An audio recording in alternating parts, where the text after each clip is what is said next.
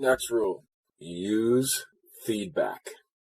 You've probably heard the saying that the definition of insanity is doing the same thing and expecting a different result.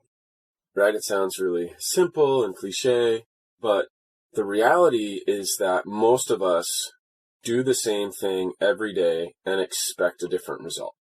We work in the same job, we say the same things to our partner, we follow the same diet pattern, we follow the same exercise pattern, try a bunch of new diets in the same way, but thinking that it's different. So we may trick ourselves into believing that we're doing something different, but most of the time, we're just doing the same thing. So why I say that inside of this feedback loop talk is that we often don't read the feedback of the results that we've produced. So there's a wonderful saying when I was doing lots of seminars that they would always say in the seminars that I took, just look to the results. If you want to see if your relationship's working, look to the results. Are you happy most of the time? Is your partner happy most of the time?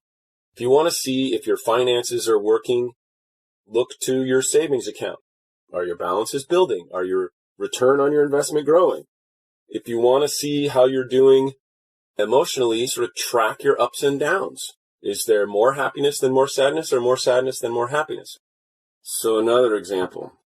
Let's say that you want more affection from your partner, and you've been giving them presents on a regular basis, and you're hoping that that's going to get you more affection. Let's say you've been doing that for 5 or 10 years, which is not uncommon. People do this stuff all the time. And if you really are honest with yourself, that's the big challenge, is being honest with yourself when you read the data, because none of us really want to see the ugly truth about how ineffectiveness and time wasteful we are. It hurts our ego. So you have to have a certain level of confidence and support and ability to see the ugly pieces of your life that don't work in order to move forward.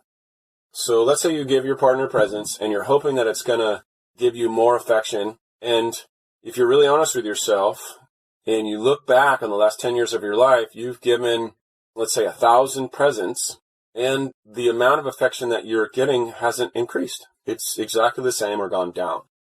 The hardest part is to then say to yourself, okay, what I'm doing isn't working.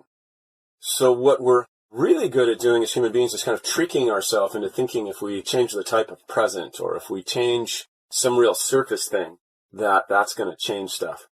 And you can start with that. But if you're making lots of those little changes and nothing works, then you have to try something totally different.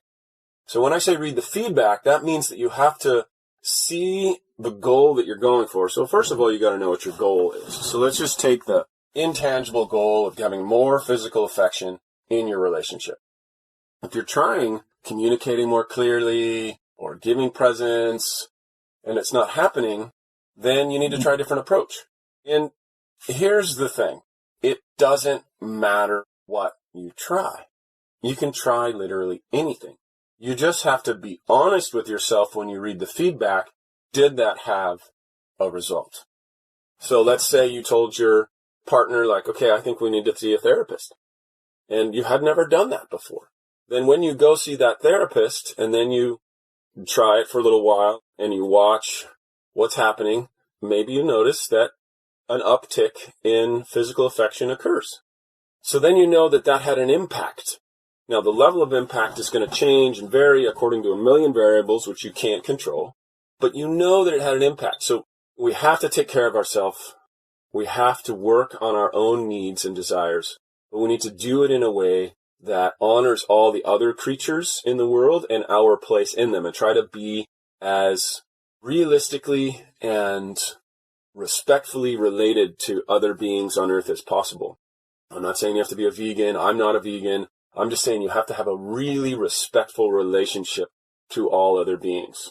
One of the most important jobs that you have is to see the feedback of the actions that you take and how well or not well they're working.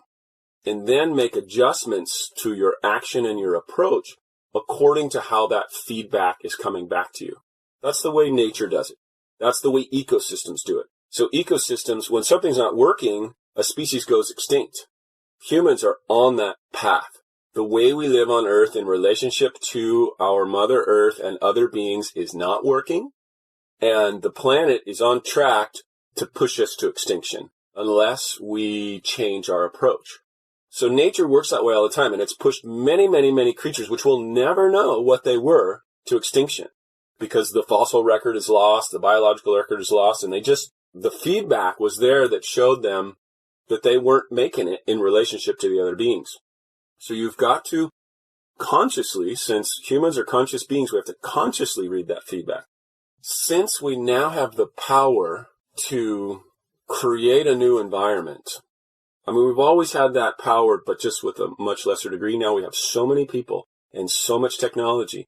We can radically transform the environment and our relationship to it and ourselves. So we are not separate from the environment. We are simply a conscious extension of the Earth environment. You can think of people as little trees growing all around the Earth, rely upon the nutrient base and balance in the soil of the Earth or the ocean, the cycles of the Earth.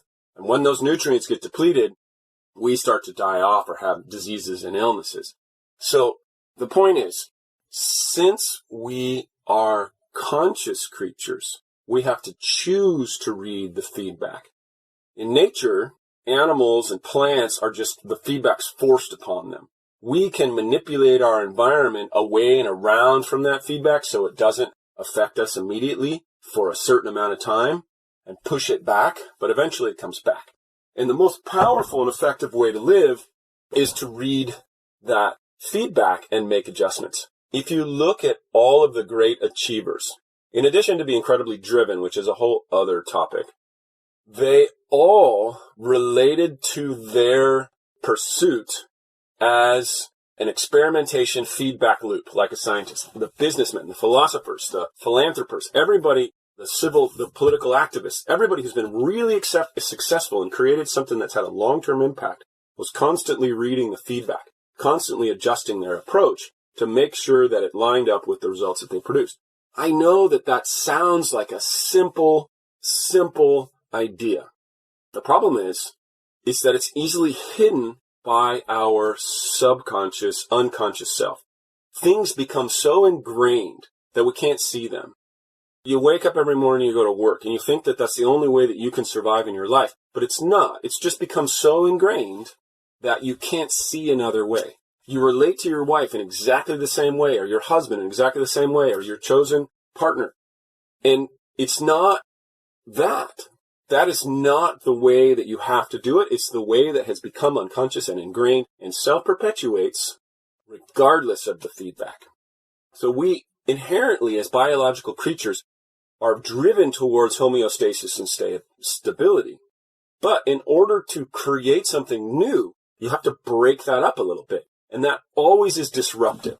So they talk about in business, disruptive technologies. Well, you have to create disruptive ideas and disruptive actions in your life to the degree that they don't kill you or kill your finances or destroy your relationships unless you're moving on from a bad relationship. So in other posts, I talk about support. So the more radical feedback you want to accept in your life and make real changes in the way you approach stuff, the more support you have to have. We live in the age of data and analytics. And it's so wonderful because that data and analytics can really show us how well we're doing. Now, the thing that is still in its nascent form that hasn't really been metriced, that you can't really see the metrics of yet, is emotions and quality of life. Even the Gross National Happiness Index, which they use in Bhutan, is not what we need. We need something that's tailored more to an individual idea of what your own metrics are for happiness, and then map that on to your life and the world. So there's a couple of big points which I want to make right now.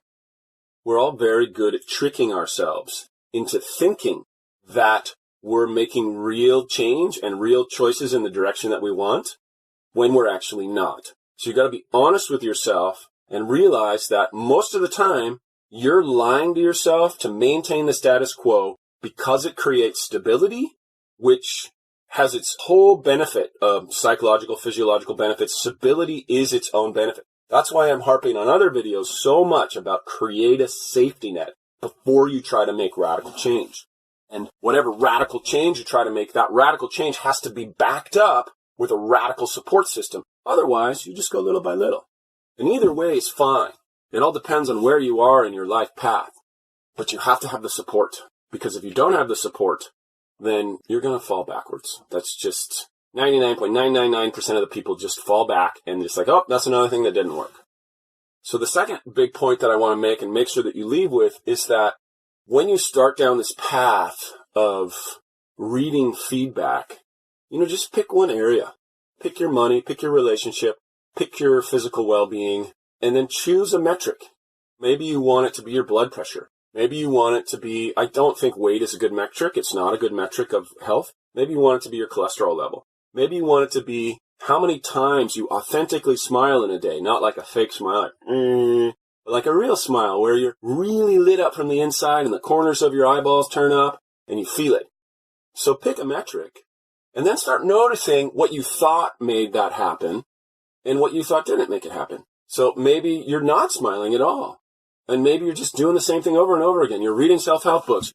You're talking with friends. So if you're not increasing your level of whatever you're shooting to attain for, it's not working.